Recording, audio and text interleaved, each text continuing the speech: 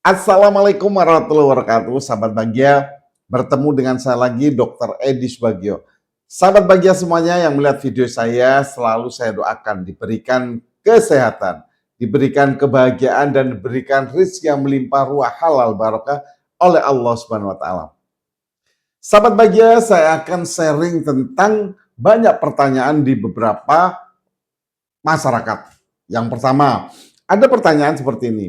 Dok, saya ini sudah lama sakit mah, 1 tahunan lebih lah, bisa lebih. Nah, padahal saya ini rutin minum obat mah, rutin minum obat. Dan itu sudah setahun saya minum obat mah.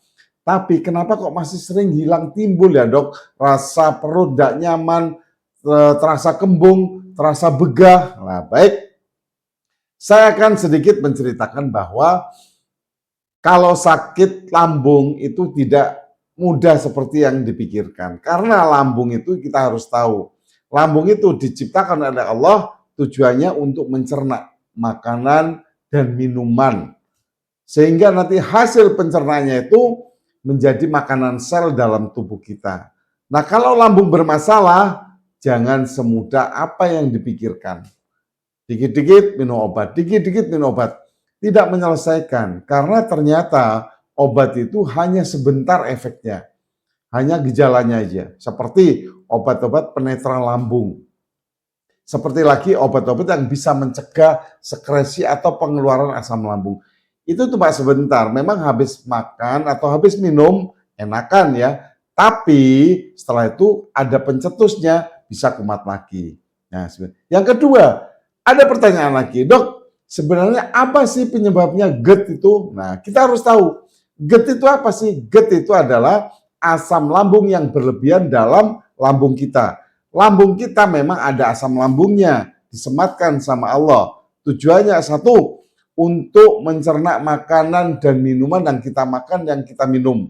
Yang kedua, fungsinya lambung itu adalah untuk membunuh bakteri-bakteri yang ada dalam lambung akibat ikut makanan-makanan yang kita makan. Pada waktu asam lambung dinetralkan, ya, otomatis cara kerja asam lambung untuk membunuh bakteri, menghancurkan makanan, minuman itu pasti berkurang. Jadi GERD itu bisa disebabkan apa? Satu, bisa sering suka nunda-nunda makan. Ntar lagi sedikit lagi Nah, satu. Yang kedua, penyebab GERD itu bisa karena tidak sadar usia tetap sering makan makanan pedas berlebihan. Ketiga, tidak sadar usia tetap suka makan makanan asam berlebihan. Keempat, ini mau Ramadan nih ya, suka makan gorengan berlebihan. Kelima, bisa yang suka kopi ya, suka kopi tapi berlebihan kopinya, hati-hati bisa menyebabkan gangguan lambung. Terus minum minuman yang mengandung soda atau alkohol. Ini yang bisa menyebabkan GERD ya. GERD itu adalah asam lambungnya berlebihan. Hati-hati. Masalahnya kalau asam lambung berlebihan yang paling ditakutkan sering naik ke tenggorokan kita. Sehingga bisa melukai tenggorokan kita dan terjadi peradangan. Yang paling ditakutkan lagi kalau sudah sering terjadi peradangan, maka akan terjadi kerusakan pada sel di tenggorokan. Sampai kerusakannya itu ke tingkat DNA. Sehingga nanti bisa muncul yang namanya kanker tenggorokan. Yang paling bahaya lagi, kalau asam lambung bisa naik ke tenggorokan, terus masuk ke paru-paru, bisa menyebabkan sesak mendadak dan bisa menyebabkan meninggal atau kematian. Jadi ini kita itu harus paham ya, harus paham tentang masalah lambung. Ada pertanyaan lagi yang ketiga yaitu, dok kenapa sih lambung tidak boleh dinetralkan? Nah ini sedikit tadi itu udah saya jawab di depannya. Kan saya bilang lambung ini disematkan oleh Allah asam sekali. pH-nya kurang lebih 1-3. Tujuannya apa dok? Tujuannya mencerna makanan dan minuman dan bisa membunuh bakteri juga.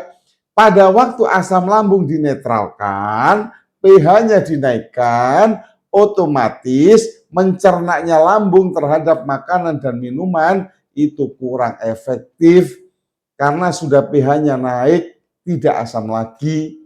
Yang kedua, karena sudah tidak asam lagi, bunuh bakteri yang ada di dalam lambung itu kurang kuat. Nah, Kekuatannya sudah nggak ada karena tidak asam lagi. Jangka lama terjadi banyak kematian sel dalam tubuh kita. Kalau sudah banyak terjadi kematian sel, akibatnya banyak muncul penyakit degeneratif. Contohnya apa? Bisa hipertensi, diabetes, dan komplikasi diabetes, dan seterusnya. Jadi kita hal-hal kecil seperti ini harus tahu dan wajib tahu. Ya, jangan diremehkan. Mudah-mudahan bisa bermanfaat yang saya berikan. Kalau masih kurang atau ingin konsultasi, boleh konsultasi dengan saya. Gratis seumur hidup. Ya, ada di bio saya atau cari di YouTube saya ini ada ya konsultasi nomornya. Silakan konsultasi bisa di jam 10 sampai jam 6 sore. Ya, kurang lebihnya mohon maaf. Kalau ini memang bagus video ini, boleh di-share dong ke tetangga, saudara, teman, supaya apa? Semuanya bisa sehat. Karena lambung adalah sumbernya segala penyakit. Menurut hadis Al-Hafidh As-Suyuti rahimahullah dalam kitab Tuqman, ya sumbernya segala penyakit itu adalah jeleknya al-barada. Jeleknya al-barada adalah jeleknya pencernaan, yang bisa mencerna tafsirnya hanya satu-satunya organ lambung kita. Sekian dulu ya. Siap sehat, siap aktivitas, dan bisa bermanfaat. Wassalamualaikum warahmatullahi wabarakatuh.